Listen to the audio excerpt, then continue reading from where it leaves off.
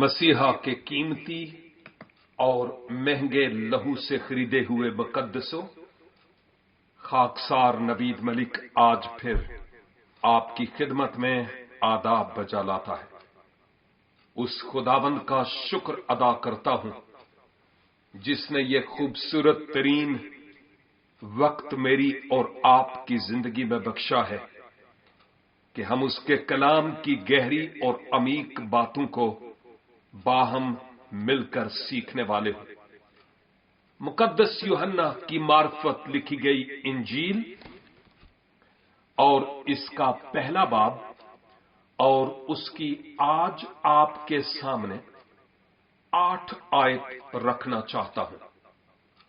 इस 8 आयत में लिखा है, वो खुद तो नूर न था मगर नूर की गवाही देने को आया था। मुकद्दस यूहन्ना अस्तबागी से मुताल्लिक बात हो रही है कि वो खुद नूर तो नहीं था लेकिन वो नूर की गवाही देने के लिए आया। मसीह खुदावन ने ये हुक्म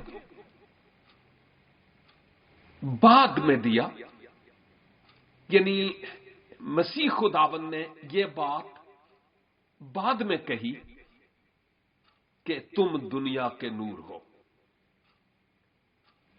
देखिए, ये यूहन्ना मसीह खुदावन से पहले आकर उस आने वाले नूर की गवाही देने लगा और नूर सामने आया तो अपने आप को उसके स्पर्द कर दिया। और फिर बाद में जब खुदावंद यीशु मसीह ने तालीम दी तो आपने फरमाया कि दुनिया का नूर मैं हूं, और जो अपना मिशन मुकम्मल करने के बाद आसमान पर जाने को थे तो आपने अपने शागिर्दों से कहा कि अब दुनिया का नूर तुम हो। यूहन्ना ने नूर की गवाही दी, खुद नूर नहीं था। आज खुदावंद यीशु मसीह जो नूर है, उसका मकाम, उसकी पोजीशन तो वैसी की वैसी ही है, लेकिन एक सदाकत जो हमें नजर आती है वो ये है कि आज एक मसीही ईमानदार मोमन मसीह का गवाह अगर गवाह है, बशर्ते के यीशु का गवाह हो, बशर्ते के मसीह पर ईमान की गैरत उसकी जिंदगी में हो, बशर्ते के खुदा की तरफ से बुलाया हुआ हो, रूह की आग के शोलों में जलता हो, रूहों के लिए बोझ रखता हो, तो वो जरूर उस नूर यानी खुदावंद यीशु मसीह की गवाही देगा, ताकि जो तारीकी में है वो नूर और उजाले में आए। मेरी और आपकी जिंदगी का मकसद क्या है, इस पर गौर करना है। हकीकी नूर खुदावंद यीशु मसीह है और उस नूर को हमारी जिंदगी से रिफ्लेक्ट यानी मुनक्किस होना चाहिए, बशर्ते कि हमारे दिल के आईने पर गर्दो गबार ना हो। तो इस यूहन्ना से मुताल्लिक और मुकद्दस पौलुस ने भी गवाही दी और हम आमाल की किताब में इस पर गौर खोज करते भी चले आए। आमाल 18 बाब और उसकी 24 और 25 में हम देखते हैं बुजुर्ग लूका یہاں پر تعلیم دے رہا ہے اور وہ بتا رہا ہے کہ کیا ہوا۔ پھر اپلوس نام ایک یہودی اسکندریہ کی پیدائش، خوش تقریر اور کتاب مقدس کا ماہر افسس میں پہنچا۔ اس شخص نے خداوند کی راہ کی تعلیم پائی تھی اور روحانی جوش سے کلام کرتا اور یسوع کی بابت صحیح تعلیم دیتا تھا، مگر صرف یوحنا ہی کے بپتسمہ سے واقف تھا۔ صرف یوحنا ہی کے بپتسمہ سے واقف تھا۔ ہم یہاں پر یہ بھی دیکھتے ہیں کہ اس یوحنا نے خوب جی بھر کر منادی کی، دور دور تک۔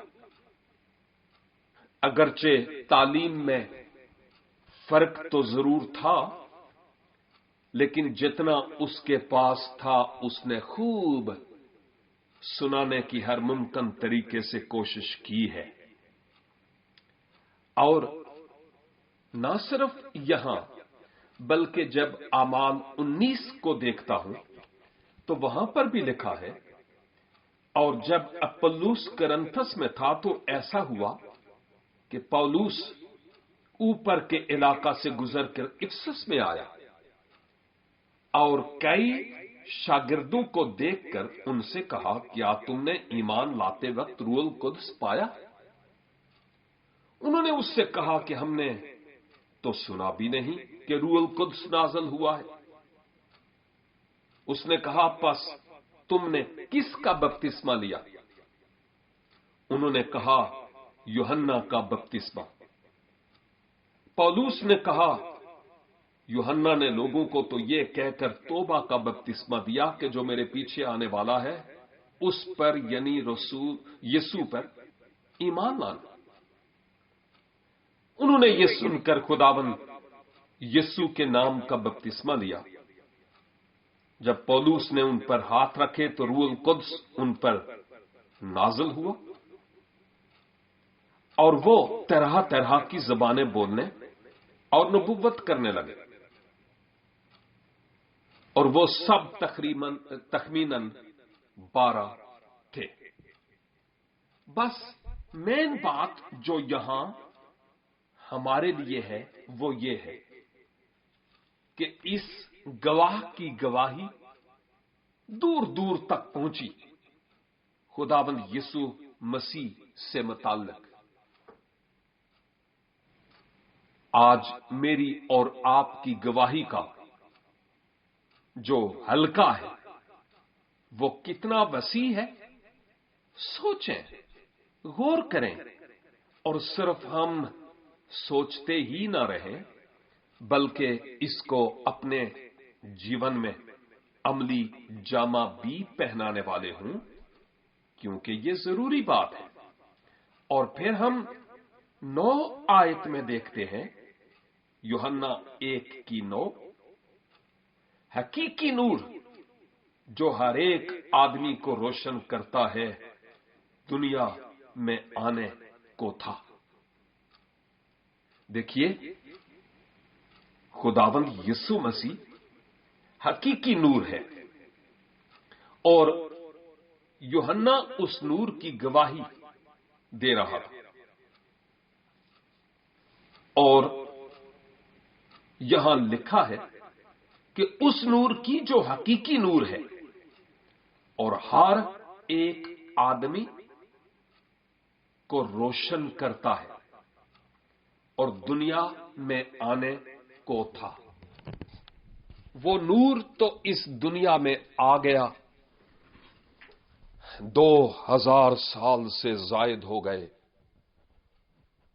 آج ہمارا بھی دعویٰ ہے کہ وہ نور میری زندگی میں ہے، کیونکہ میں نے خداوند یسوع مسیح کو اپنے شخصی نجات دہندہ کے طور پر قبول کیا ہے۔ میں اس پر ایمان لایا ہوں۔ اگر ایسا ہی ہے तो फिर आज अपने आप में सोचने की जरूरत है। देखिए, मैं आपके बारे में कुछ भी नहीं जानता और वैसे भी आपकी अदालत करने का मेरा कोई हक नहीं,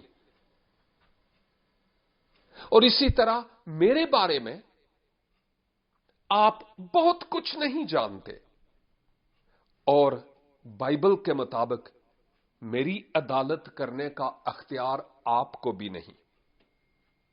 एक है जो हम सब की अदालत करने वाला है, हमें उसके सामने जरूर पेश होना ही है। लेकिन जो बात हम आज कर रहे हैं वो ये है कि जब हम ये गीत गा रहे होते हैं, अपने आप से पूछे हम, अजीजों, मैं फिर से कहूंगा, अपने आप से पूछे कि जब हम चर्च में ये गीत गा रहे होते हैं, मैं यीशु के नूर में साथ चलूंगा, ये एक वादा है जो खुदा के हुजूर हम कर रहे होते हैं। क्या हम इस वादा के मुताबिक कर रहे होते? क्या हम वाकई उस नूर में चल रहे होते हैं? क्या उसके बाद हम नूर में चलते हैं? ये तो सवाल है ना। अपने आप का तज्जिया करने की जरूरत है, और अगर हम अपना तज्जिया नहीं करते तो हम कुछ अच्छा फील नहीं करेंगे। वो लोग जो एक्सरसाइज या वर्जिश के लिए जिम जाते हैं, कुछ दिनों के बाद, शायद तीसरे दिन, वो अपने घर वालों को, अपने दोस्तों को अपने मसल्स दिखाएंगे, अपने बाजू दिखाएंगे, अपने आप में चेंज फील करेंगे, और वो दिखाएंगे कि ये देखो, जिम जाने का ये फायदा है। जब हम मसीह के पीछे चलते हैं, उस नूर की गवाही देते हैं, तो फिर मेरे और आपके जीवन में कितना इनकलाब, कितनी तब्दीली, कितनी चेंज आई है, इस पर गौर करना बहुत जरूरी है। मेडिसिन खाते हैं तो उसके बाद कहते हैं, जी मैंने फलां डॉक्टर से मेडिसिन ली और अभी फर्क पड़ गया है, फलां खुदा के खादम या खादमा ने मेरे लिए दुआ की और मैं ठीक हो गया या ठीक हो गई। जब यीशु ने मेरे और आपके सारे पाड़े निकाल दिए, उसके बाद मेरी और आपकी क्या सिचुएशन है, मेरे और आपके हालात कैसे हैं, मेरी और आपकी रूहानी जिंदगी कैसी है, खुदावंद के साथ हमारी चाल कैसी है, किस तरह चल रहे हैं, और उस नूर की गवाही जबान से भी और अमली तौर पर भी बेनूर लोगों को दे रहे हैं कि नहीं, जिनके दिलों में अभी तक ये नूर चमका नहीं है। अगर नहीं दे रहे तो होशियार हो जाइए, वक्त करीब है जब मुझसे और आपसे हिसाब लिया जाएगा। और अगर उस नूर की गवाही दे रहे हैं तो खुदावंद का शुक्र और उसकी तारीफ, सारा जलाल उसको मिले। और मेरी दुआ है कि खुदावंद मुझे और आपको फजल बख्शे कि कलाम की इन सदाकतों को हम अपनी जिंदगी में अमली जामा पहनाने वाले हों। आप मेरे लिए भी दुआ करें, मैं आपके लिए दुआ करता हूं कि हम और बेहतर और बेहतर और बेहतर यीशु के गवाह साबित हो सकें। खुदावंद इस कलाम के वसीला से आप सबों को बरकत बख्शे। सुनते रहिए प्रोग्राम خدا کی آواز نوید ملک کے ساتھ۔